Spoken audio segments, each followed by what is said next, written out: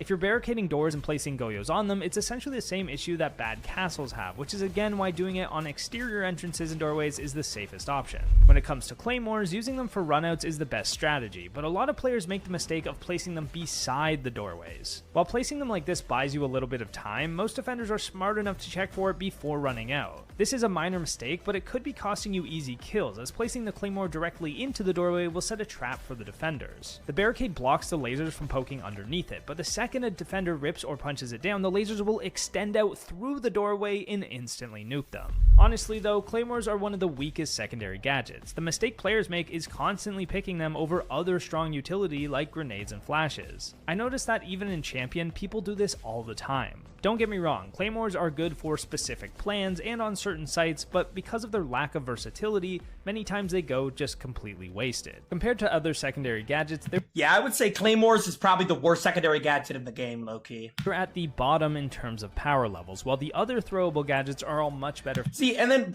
like, smokes are terrible. Like, here we go.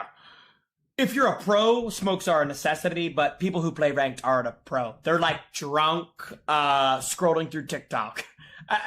Like, smokes are pointless if you don't actually know what you're doing. For playmaking, regardless of the site you're attacking. Let's take the same idea and apply it to shields. Shields are extremely good for obvious reasons, even though you might think that they're cringe. But remember, Monty and Blitz have the option to bring smoke grenades. What this means is that they can get close up on defenders and take space a lot easier by blocking lines of sight, keeping them more protected and making them more powerful. So why on earth do the majority of players constantly run hard breach tools or EMPs on Monty and breach charges on Blitz? It's understandable for certain sites and with certain lineups, but to default away from smoke grenades on these two is undeniably a huge mistake.